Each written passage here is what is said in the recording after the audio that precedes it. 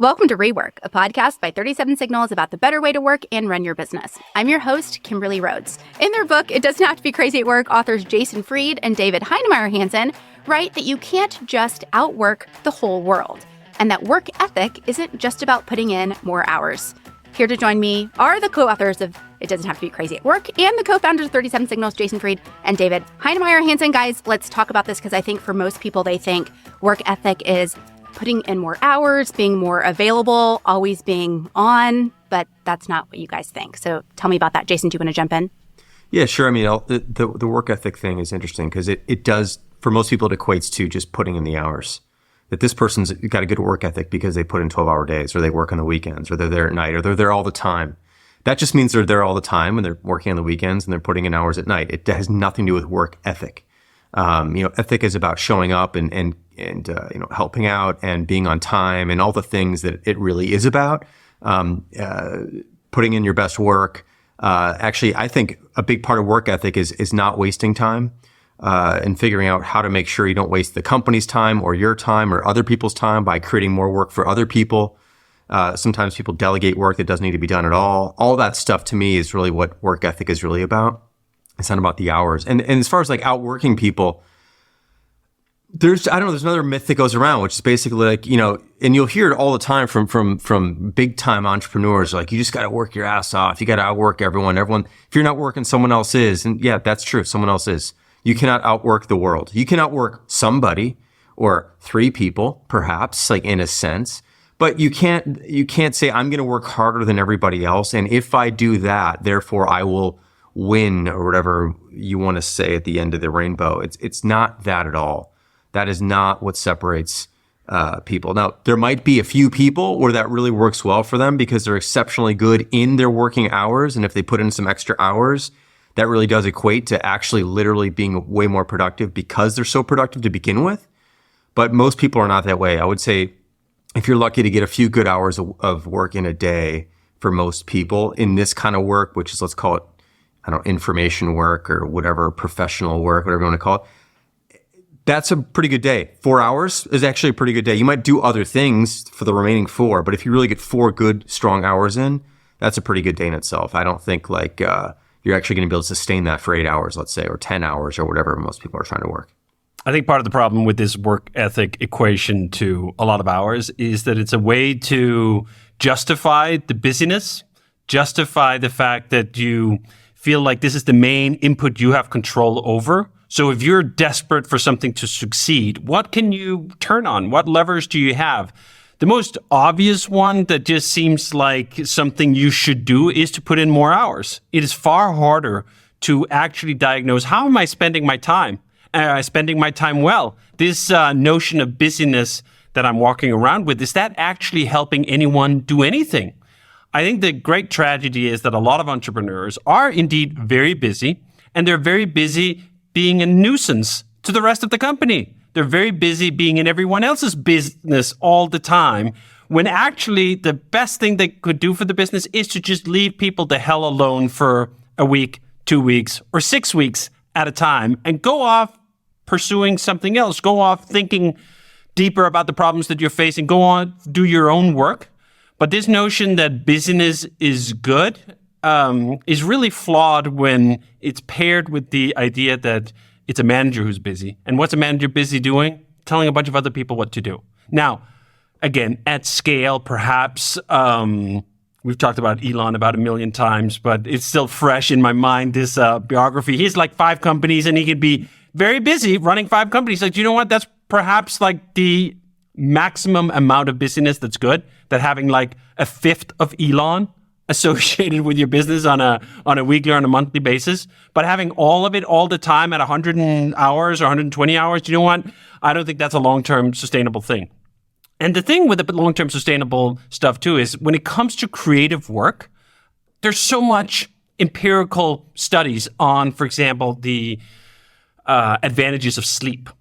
That if you're maxing out, if you're putting in the 70, 80, or 100 hours, or in some pathological cases, even 120 hours, usually you're trading something else off. Usually you're trading off, at the very least, sleep. And if you're not trading off sleep, you're trading off exercise. And if you're not trading off exercise, you're trading off social relations outside of work. And all of those things diminish you as a human. They make you more tired. They make you more fatigued. They make you more isolated. None of those are good qualities for entrepreneurs or anyone.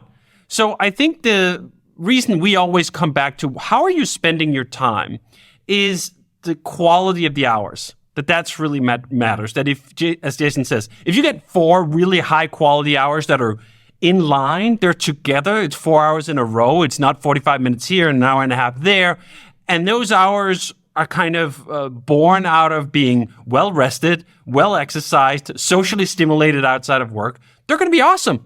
They're going to be great. And then you can give up on this whole busyness notion, and you can give up on perhaps the fear that like you're not trying hard enough. I feel like this is often what comes off, or what I see when entrepreneurs are so eager to talk about their personal inputs, is that like there's some insecurity here. There's like, I got to prove to maybe my investors that I'm really working hard for their return. I got to prove to whatever everyone else that I'm working really hard when actually a lot of the times you don't actually have to work that hard. I mean, Jason and I often talk about the fact that being a manager at 37 Signals for us is a part-time job. We're spending the majority of the time in product development, in marketing, in these other domains that actually, if we were to spend literally 60, 70, 80 hours on just the management part, we would undoubtedly make the business worse.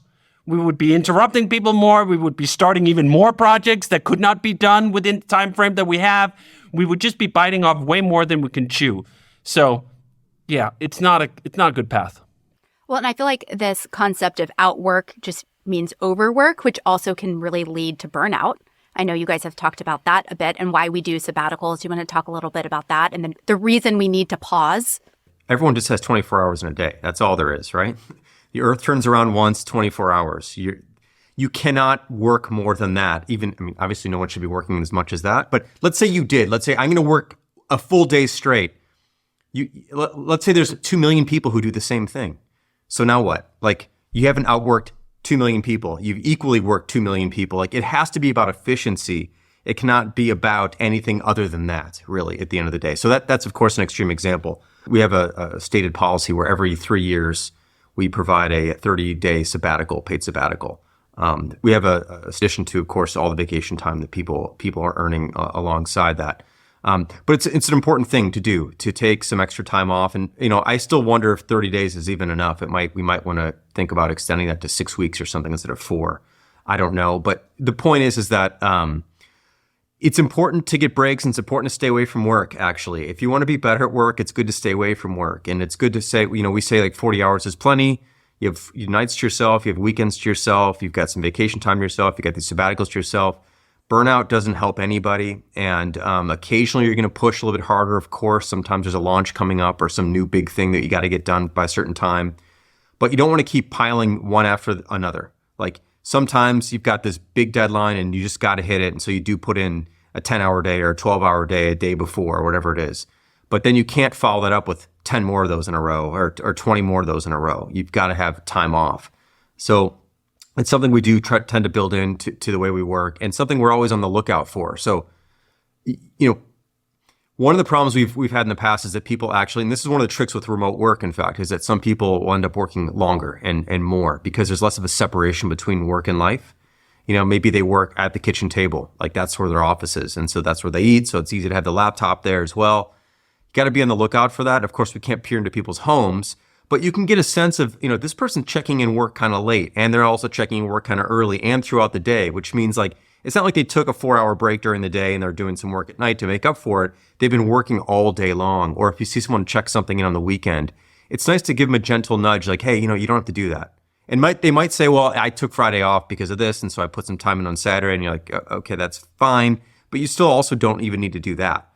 Whatever you're doing on the weekend can wait till Monday. So it's on us as managers to make sure that we're tapping people on the shoulder when we see them overworking or working too much, to make sure that they understand they don't have to do that. That's on us. Otherwise, most people will tend to do that for themselves. I think the other problem with burnout is sometimes really not so much just to the hours, but what those hours are in service of. If I'm being pushed to work mad hours all the time, and it's not serving a purpose. We're not doing it because there actually is an existential threat facing us, or we're pushing the boundaries of something. We're just doing it at the altar of busyness. That's the recipe for burnout. I have actually relaxed my, scorn about this whole domain somewhat over the last few years, where there are occasional moments, missions, circumstances where putting in a lot of hours can be sort of beneficial, not so much in the creative domain, but in the physical domain, in the sales domain, in a whatever. Something's going on. If it's in the service of something real, it is the height of tragedy when you're just putting in mad hours on the every week, because that's just what we do. That is just the presentation of who we are. It's not because we're actually pushing something monumental forward. I think actually what we've seen at 37 Signals is that occasionally having a stretch is a good thing. And in some ways can provide another counter to burnout. The occasional stretch of, do you know what? This looks like there's not quite enough time. There's not quite enough people. There's just a little bit too much scope. Let's see if we can make it happen anyway, right? Like actually pushing slightly beyond your boundaries. This is one of those key ingredients of flow in general, that you're not just operating constantly 10, 20% below your capacity. You have to occasionally, or I at least enjoy occasionally, and I've found the same thing to be true in others, pushing slightly beyond. Do you know what? I don't think we can do it. I don't think we can make it. And then when you do, because humans are these creative, adaptive, amazing beings who very often will think that they're not capable of something, they put their effort into it and they find out that they are. These are actually really good moments. So I think you can actually, even if it's rare, you can overtap in the other direction, where you're never trying to stretch anything, where you're never trying to reach beyond. And I don't think that's a healthy state of being either. And I think if you look back on the 20-year history of our company, there are moments or periods where I could think back and say, like, you know what? I think we partially did that. We partially operated below our capacity in a way that didn't really stretch us, didn't stretch people, didn't afford opportunities to do something more and go beyond. And there's a lot of just true, deep human meaning in that, to prove to yourself and to others that you're capable of more than what you think you're capable of and what you believe you're capable of right now. So I think trying to find that middle ground of a steady state where we're rested and we're exercised and we're connected and so on. And then also occasionally going, do you know what? I think the corporate lingo is a stretch goal. I mean, just even saying that sounds just so dumb. But I think there is a kernel of something real in it, that you do occasionally need to stretch beyond what you believe you're capable of. And that in itself is also a counter to burnout, even if it occasionally means a few more hours. Okay, well, we got a question from a listener kind of related to the subject, so I thought I would read it to you guys. You might need a notepad because it's kind of lengthy, but it's about productivity and work ethic. So this person wrote in, "Hi, Kimberly, Jason, and David. First off, thanks for publishing the podcast. I look forward to the new episode each week. I've heard you say that you don't reward working harder in your organization. To get super specific here, do you mean input? What about output? In a hypothetical, admittedly impossible world where imaginary employees, Haley and John, had completely equal skills, would Haley be rewarded for going above and beyond and producing significantly more output than John?" There's some clarifications. This is like an SAT question. I'm going to keep going, though. Haley is doing this because she's extra motivated by the problems her team is solving. She's not working harder to hit a tight deadline. John's input is above the acceptable threshold. Haley isn't compromising on quality. I guess what I'm really trying to get your perspectives on are, quote, high performers at 37 Signals. I imagine you think about this quite differently than the rest of the tech industry. And that question comes from Keith. Yeah, so first of all, high performance have multiple dimensions in it. One of the dimensions, as he mentions, is skill. Are you good at what you do? That's really important. You're not going to get beyond a senior programmer or senior designer at 37 Signals unless you're really good at what you do. But to go beyond that, to become a lead programmer or a principal programmer or a lead designer or principal designer or something else, there is more than just individual skill to be part of it. There is this notion we often called showing up. How do you show up? Do you run to problems? Are you the kind of person that others want to go to because they know you're just going to address it, that you're very efficient? Those are all factors that are codified in our progression ladders of seniority. What is the difference between a senior and a lead? What's the difference between a lead and a principal?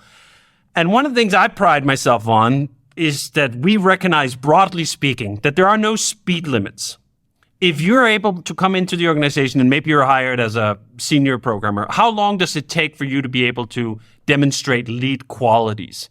That's less about calendar time and far more about how you choose to engage with the work and how you choose to run to problems and how you choose to take on more responsibility for a whole subsystem or for a whole product or for your team's ability to be able to deliver. All of those things are exactly in that category that Jason referred to originally of his definition of work ethic. They're not about more hours. They're not about just putting in 10 or 12 hours. They're about doing what you say you're going to do, finding the problems before someone else needs to report it, running to those problems, delivering on what you said you would deliver. It's not about fulfilling someone else's assessment of how long something should take. It's about your own responsibility to your own statements. So absolutely, there's a huge difference in those things. And your personal capacity as a programmer, designer, or marketing person, or whatever, is just one track. And there are multiple tracks that go together to form career progression at 37 Signals. And especially when you get up to the sort of more senior levels, you will tap out on skill alone. You will tap out on skill alone at our company at senior. That's literally codified in the handbook. You can link to them in the show notes. We have all these different levels described. What does it mean to be the different things? And you'll see you'll tap out at, you can be the best program in the world. I don't know, maybe the best program in the world could be something else. But you can be a very good programmer, and senior is still sort of the level you will rest at here at the company, unless there's some of these other factors are present too. The other thing I want to add is, my guess is it Keith? Was that his name? I feel like he wants to ask this question, but he's not quite getting to it, which is like, do you bonus people who are performing better than others? I just feel like maybe that's hidden in the question somewhere.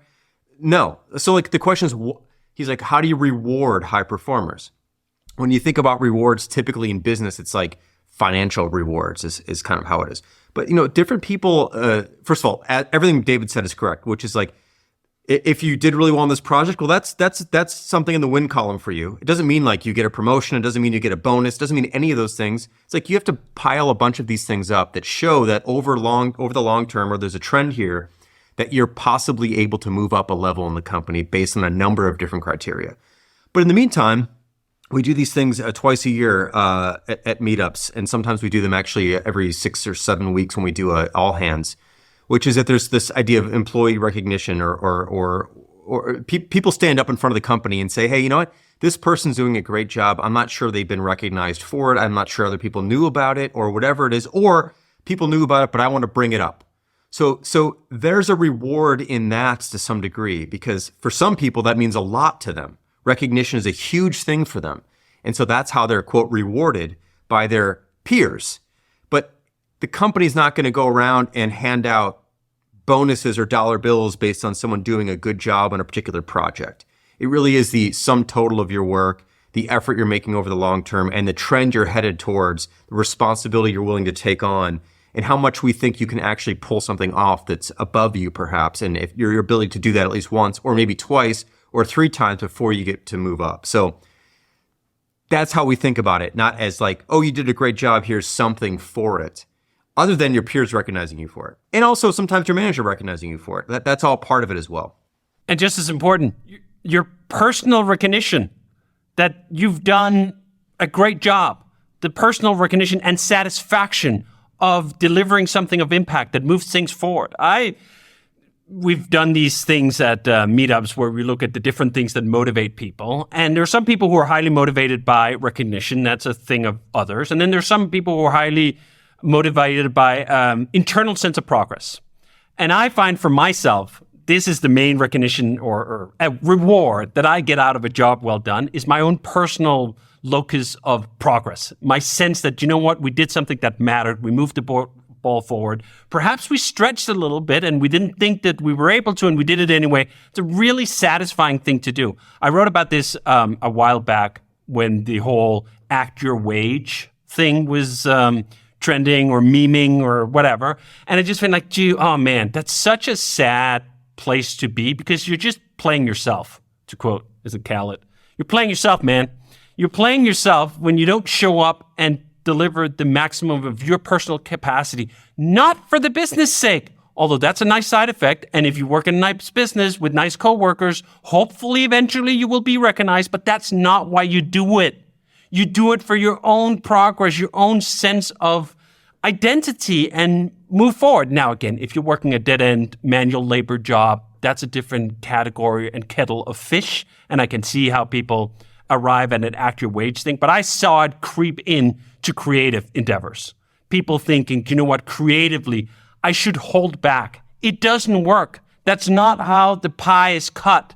You will grow the pie the more you stretch yourself, the more you show up with everything you have. Not in terms of hours, again, this isn't about hours, but in terms of dedication and pursuit of impact and all these other things. You will grow your pie if you're using all of it. You cannot save energy. You can't go like, oh, I'm just going to coast this week. Then next week, I'm going to have double. No, you're not going to have double. You're going to have less.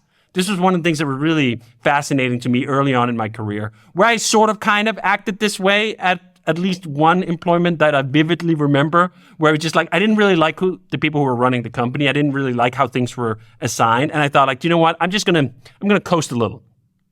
And I realized that the coasting was hurting one person more than anyone else, and it was me. I had less energy when I came home from coasting a whole day. I had less energy the next week. It was a downward trend. And I think after that experience, I really went like, do you know what? It doesn't matter who otherwise benefits from me showing up with my best all the time. I'm going to benefit.